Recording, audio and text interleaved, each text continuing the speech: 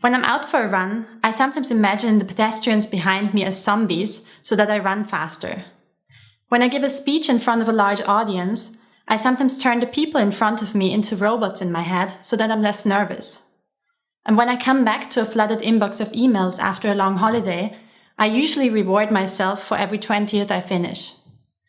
Most of us gamify our daily lives, whether consciously or unconsciously, to make situations less boring, less intimidating, or simply more fun.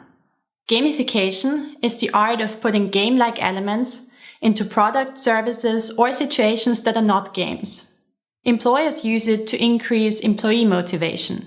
You have interactive ranking systems, real-time progress bars, and achievement updates that give you an incentive to perform better. Uber drivers, for example, immediately see their customer ratings and opportunities to make more money.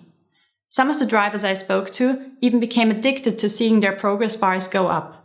Companies also exploit gamification mechanisms to enhance customer loyalty. Some members of frequent flyer programs, for example, would even choose multi-city trips over direct flights just so that they can gain additional miles. And some McDonald's customers would even buy an additional burger just to have a higher chance at winning the McDonald's monopoly. As early as 100 years ago, Kellogg's already put little games into its cornflakes boxes to create a more playful family atmosphere. Today, entire business models are based upon gamification. Think about dating apps, for example. What would Tinder be without the fun swiping mechanisms?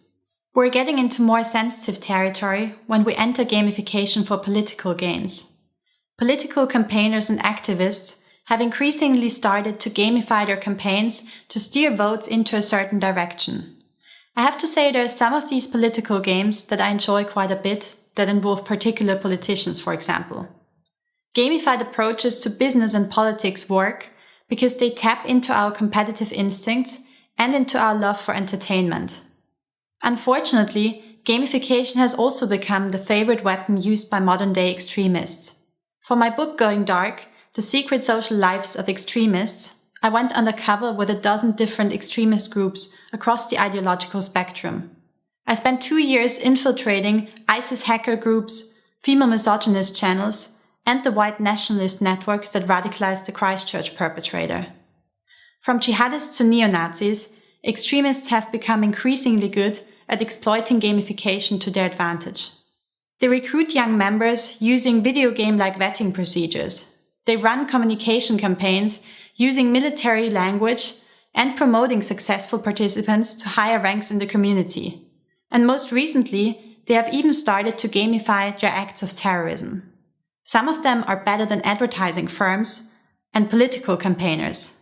Some violent extremist communities have created entire online worlds where they use their own vocabulary, hierarchies, and incentive systems.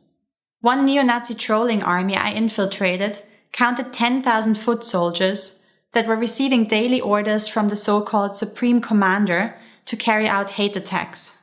In March 2019, an Australian far-right gunman killed over 50 Muslims in 2 consecutive mosque attacks. He live-streamed his attack using a first-person ego shooter angle, and his so-called manifesto was littered with gaming references. The first reply to his livestream post was, "Is this a LARP? Is this a live-action roleplay?" And many of his fans in his community then turned the video footage into video game-like versions, where his scores would go up and his ammunition would go down with every Muslim he shot.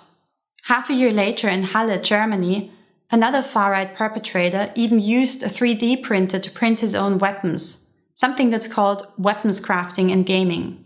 I watched the members of these communities where the perpetrators radicalized from the inside, and it was shocking to see how many of the members could no longer distinguish between what's a game and what's real. The lines between trolling and terrorism, between fiction and reality, have become increasingly blurry. Video games turn into LARPs, LARPs turn into terrorist attacks, and terrorist attacks are turned back into video games. Sadly, games are repeatable. Last year we witnessed a series of attacks from Christchurch, Poway, El Paso to Halle, which all followed a similar pattern, one mimicking the next one. There is a real threat that this has become a competition for higher scores. In some channels, extremists even discuss beating the Norwegian far-right terrorist Anders Breivik, who killed 77 people in 2011 and is the undisputed winner of these terrorist games.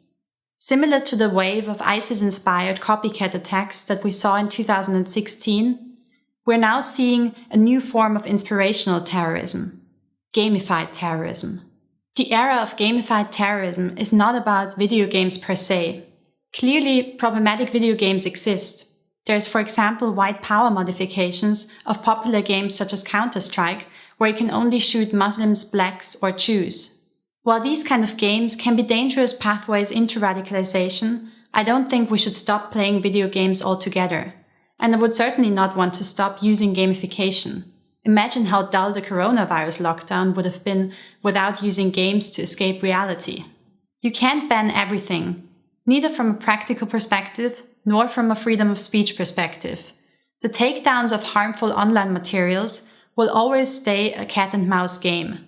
And additionally, extremists have become increasingly good at camouflaging their extreme ideologies. Often satirical content falls into a legal gray zone, even when it's used to spread racist ideologies. There are nevertheless ways to reduce the malevolent power that can come out of gamification. In my research, I saw how many members of image boards such as 4chan were frustrated because they felt that these forums that were meant for entertainment, fun, and taboo breaking were hijacked by extremists and turned into politicized forums. Maybe there's a way of reconquering those gaming spaces and reconverting them into what they were originally designed for, fun. To effectively counter the spread of violent extremism under the cloak of memes and games, we need better education programs that go beyond teaching digital literacy. It's important that young generations are taught about extremist subcultures and their manipulation techniques, so that they can spot the early warning signs when they encounter them. Moreover, we need more online intervention programs that tap into some of these fringe boards and messaging boards. There are plenty of successful offline de-radicalization models, such as one-on-one mentoring programs with trained psychologists and former extremists. Why not adapt some of these for the darker online spaces?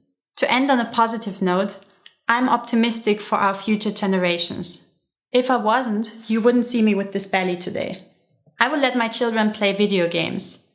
And I will let their imagination as much freedom as they need to develop a creative mind. But I will tell them to be careful when they notice that games turn political. And I will also warn them of the dangers that can arise from forgetting where a game ends and where reality starts.